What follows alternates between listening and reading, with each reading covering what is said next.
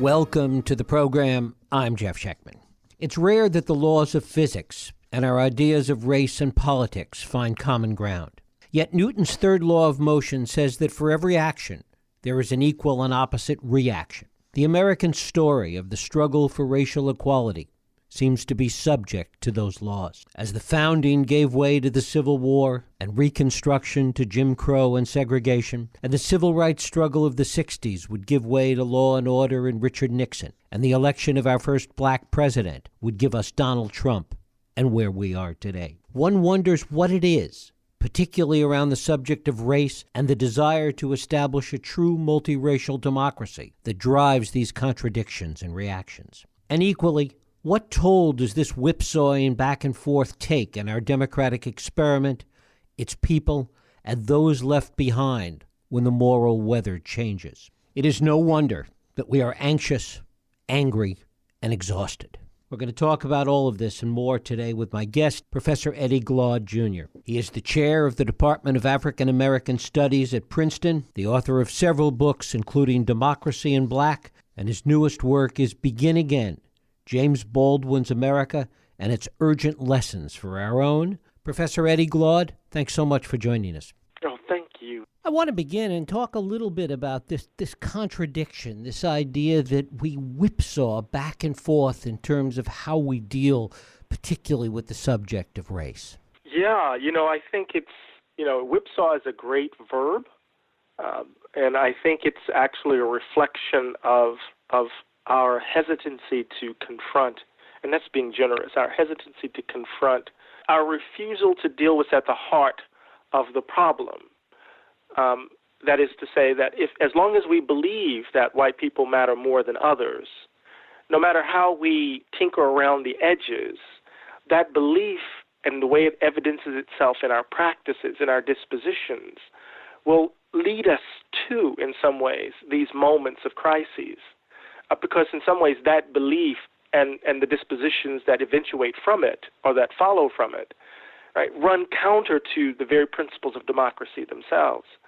And so we're constantly whipsawing because we're living in contradiction, and we're living, in some ways, the lies that hide from us the contradictions that are at the heart of the country, if that makes sense. And talk about what that lie is, the lack of honesty and authenticity, to use a popular word, that really undermines so much of the discourse and really, as you say, leads to this contradiction. Yeah, there's a moment in a 1964 essay written by James Baldwin entitled The White Problem. There was this passage that I came across that I thought captured the heart of the issue. And he wrote, the people who settled the country had a fatal flaw. They could recognize a man when they saw one. They knew he wasn't anything else but a man. But since they were Christian, and since they had already decided that they came here to establish a free country, the only way to justify the role this chattel was playing in one's life was to say that he was not a man. For if he wasn't, then no crime had been committed. That lie, Baldwin writes, is the basis of our present trouble.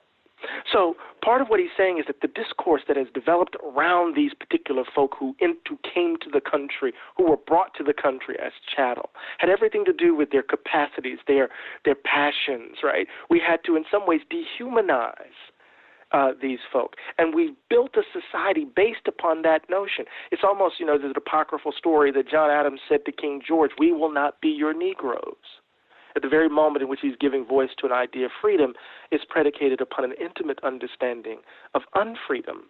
And so the lies we tell about black people, the lies we tell about what we have done in the world, and the lies we tell to protect our innocence, right, all in some ways become a part of the architecture of America's self-understanding.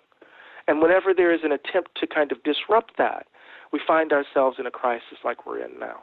And why does that create, then, any reason for hope, whether it was the kind of hope that Baldwin expressed so many times or a hopeful tone that you sometimes strike and begin again?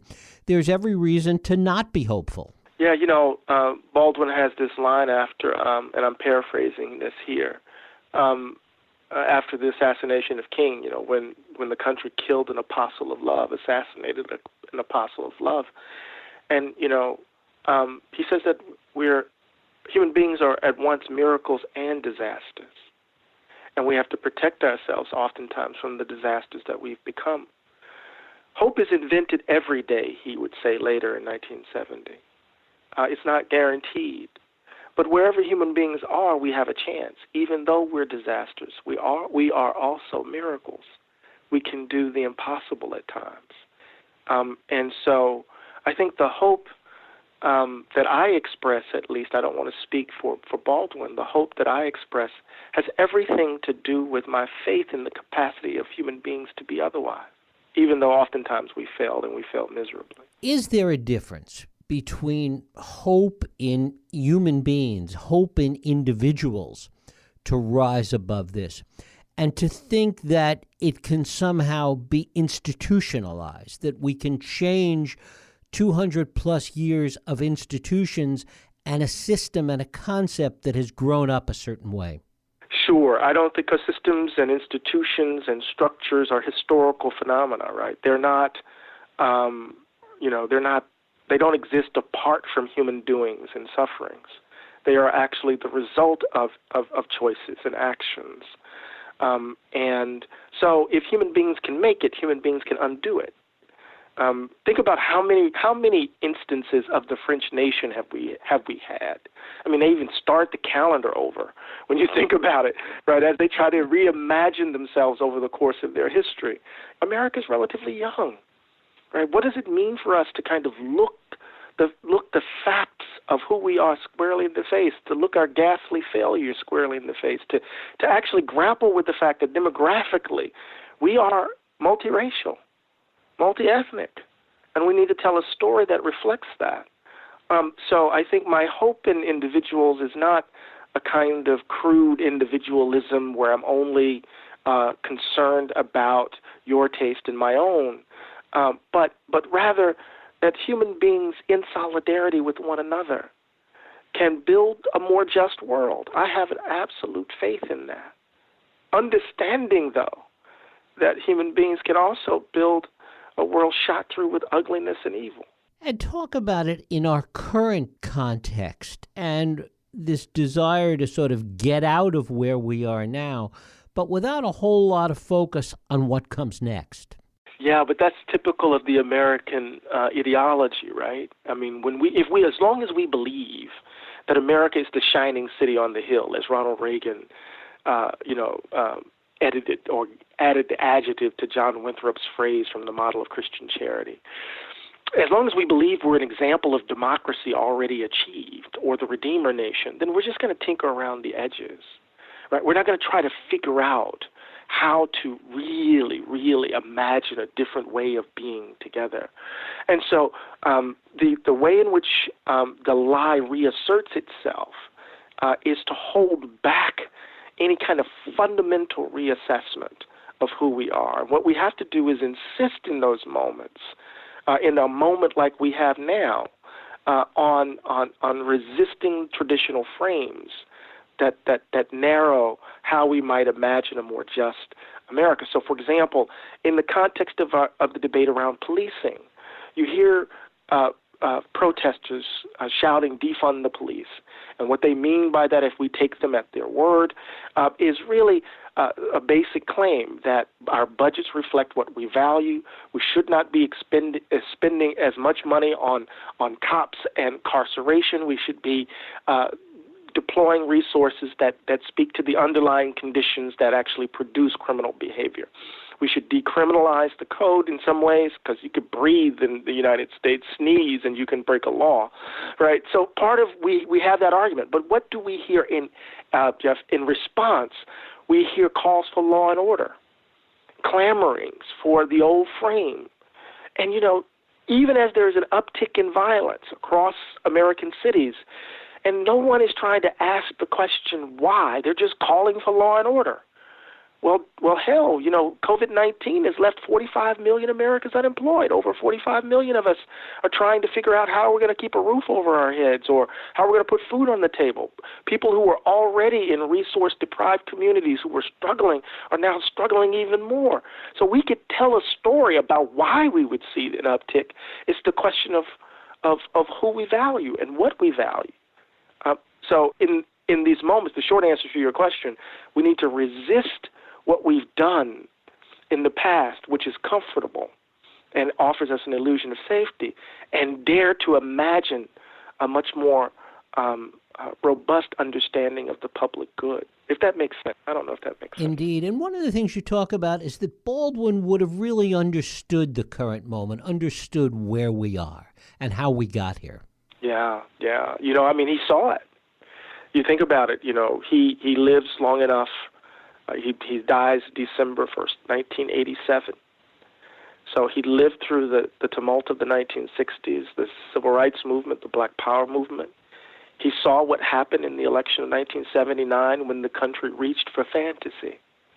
In that campaign of 79 and the election of 80, the country reached for a Hollywood fantasy and elected, Ronald Reagan, the charming, actor who made America great again. And, for many black activists, Reagan was as bad as George Wallace. Right? So it was a backhand to the face in some ways. So he saw the nation reach for this fantasy because they wanted to hold on to this belief that white people matter more than others, and they wanted to hold on to a society organized that reflected such a thing. And so in some ways, when you read him closely, you can see him spying a Donald Trump on the horizon, that we would continue to reach for our fantasies in those moments when the nation seemed as if it was changing. There's so much anxiety in the country, Jeff, around these demographic shifts. So much anxiety in the country as a result of wealth inequality. That the 1% top 1/10% are extracting resources daily, and people are working harder and longer and barely making ends meet. There's so much anxiety here, and people are scapegoating, as we are wont to do. And one of the things that sits at the heart of that is this disconnect that you talk about, how Baldwin saw between hearts and minds on the one hand and the exercise of power on the other, and how those two things were perceived differently. Yeah, if we keep them separate, then we're in trouble, yes? And he wanted to insist on this, even as he understood the reason why some of the young people in SNCC, the Student Nonviolent Coordinating Committee, and others, cried out Black Power. We don't want freedom now anymore. We want Black Power. Baldwin insisted on the moral underpinnings of the question that was before us and before the country. And I would say this just as a preface, we need to understand that many of the people who cried Black Power, who shouted Black Power, also risked their lives in nonviolent action. Stokely Carmichael, Kwame Ture was one of the best nonviolent organizers in the country. Said he only broke nonviolent discipline once when a police officer attacked Dr. King. So we often think of the civil rights movement and Black Power as wholly separate when you have the same actors in both moments.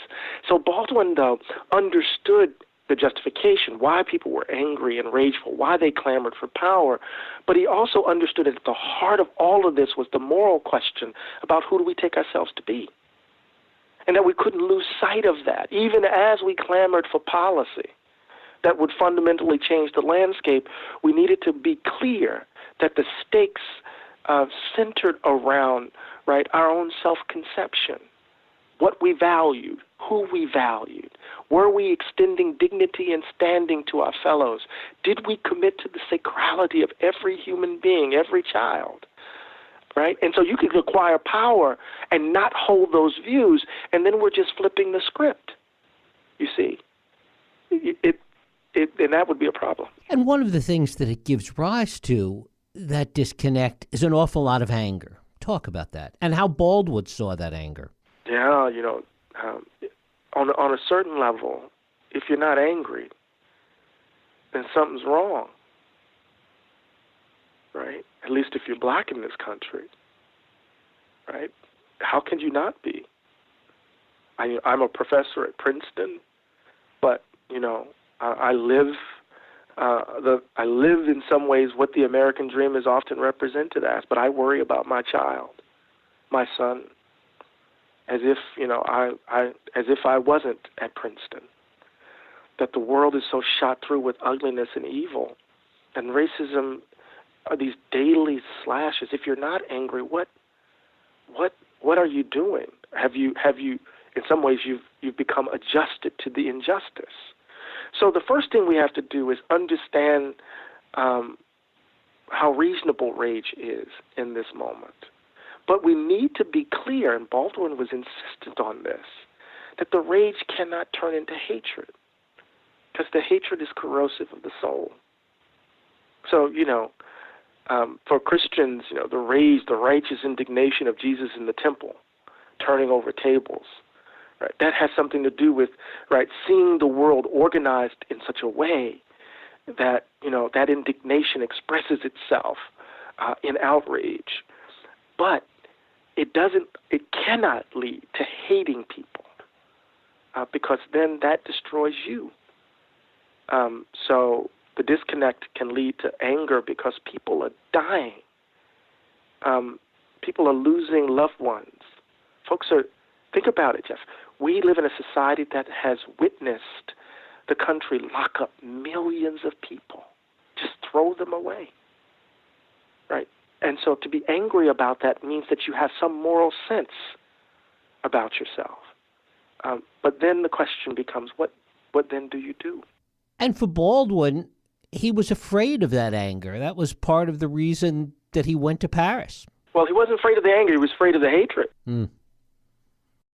So, the thing that he came to realize, right, that the anger that translated into hatred, right, corrupted his stepfather's soul. It began to consume him, right? It's just like that moment in The Fire Next Time when he realizes that, Black Christian witness in this certain moment that he describes, it's still caught, it's still trapped. It's not making one larger, more expansive in some ways. So what he was worried about is that the hatred that his father had for white folks and how that hatred was eating him alive was in him. That when he was right here at Princeton on Route 1, and the white waitress refused to serve him, and he hurled that glass at her head and shattered the glass behind her, and then he had to run for his life, he realized that he had to leave the country because either he was going to kill somebody or somebody was going to kill him. And so what he had to do is he went to France and Paris, and literally had to find the space to breathe, so that he could deal with what was in his gut, right? So it's not necessarily anger. Baldwin was always angry. It's rage and love alternated in some ways, but the hatred is what we had to hold at arm's length. How did he see that as it related to art, his work as an artist, as a writer, and the role of artists in this kind of environment? Oh, that's such a great question. I'm always hesitant to kind of put words in his mouth, so I'll just describe what I think here.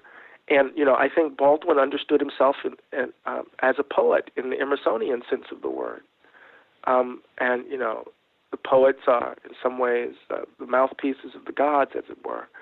And so he is trying to give voice to human experience that allows us to see at a much deeper level who we are and what we're up to, right, as we try to make our journey from womb to tomb. And so that romantic impulse is always in his work. But he's also indebted to another aspect of the poet that comes out of the Hebrew tradition, right? That is the Hebrew prophet tradition, that is a prophetic kind of voice. So the poet has to bear witness, has to make the suffering real, right? So it's not only giving us a sense of, the expansiveness of human doings and what we're up to, but it's also to bear witness of to the suffering that is a part of our human doing and suffering, if that makes sense. So as an artist, he's always trying, his pen is always drawn to the pain, right? It's always drawn to those, to the depths of human being. And you see that over time that he's trying to find ways to capture at the level of form and in light of how he thinks aesthetically, how to capture that under different material conditions. So he's always the artist, even when people think he's being most polemical. In many ways, Begin Again is kind of a follow-on to what you wrote about in the Obama administration in Democracy in Black. What might have been different that might have led us to a different place today during those 8 years? You know, there is a sense in which a kind of gradualism kind of rooted in perhaps Obama's Nieberian realism. You know, he said he was fond of Reinhold Niebuhr. That led to a kind of cautiousness. That's an odd sentence. Let me just say it more clearly. He's cautious, and by virtue of being cautious, and there are a variety of reasons why he was, I think, he played within the frame. And so, you know, I think Anand Giridharadas put this point, I think, best with an analogy. He said, for, you know, decades we played in one particular kind of field. He likened it to a sports arena. Politics happened for decades in the sports arena that was defined by FDR and the New Deal. And so there's certain sets of assumptions, certain understandings of what constituted the good that define that political arena. Reagan gets elected in 1980, and he builds another arena, different sets of assumptions, in some ways designed to demolish the New Deal. And that frame, that field, has been the field upon which we've played politics. And that field is devastating. It has devastated workers. It has devastated, in some ways, it has deepened racial wounds. It has been a difficult space to do good in some ways. And so what Obama did was kind of tinker in that field, as opposed to saying we need to do something dramatically different. And that's where I kind of criticized him, right? Once we heard Mitch McConnell say, we want you to be a one-term president. Once you saw that Republicans were not engaging in good faith, why the clamor for bipartisanship? Go big, unless you were committed to a different kind of politics than some thought you were. Given that, what do you see in the current moment that could change any of that? Well, I see folk clamoring in the streets for something new, for something different. You know, they're risking their lives in the middle of a global pandemic. What are we seeing in Portland? What did we see in Minneapolis? What did we see all around the country? A cross-section of America risking everything. We see a kind of reckoning around our public history, our public memory. And at the same time, we see, you know, a reassertion of the lie. It always happens. But, you know, I think in some ways there is this realization, at least among millennials and Gen Zers, that the country is broken, that what didn't work, that America isn't working anymore. And these young folk are drawing this conclusion because they have come of age amid catastrophe, whether it's climate change, whether it's Great Recession, whether it's mass school shootings, whether it's police murders, whether, you know, we can global pandemic. You know, I mean, they've come of age in a time when the country seems to be broken. And many of them are reaching for new vocabulary. Some are reaching for something more progressive. Others are reaching for authoritarian fascist language. The Boogaloo Boys aren't baby boomers. Dylan Roof isn't a baby boomer. And so it looks a lot like what's happening across the globe as authoritarian tendencies are running up against people who are clamoring for a more robust understanding of the public good, if that makes sense. So my faith, of course, is in us. Wherever human beings are, we have a chance. But there's no guarantee. Professor Eddie Glaude, his book is Begin Again, James Baldwin's America and its Urgent Lessons for Our Own. Professor, I thank you so much for spending time with us. Oh, thank you. I really appreciate you.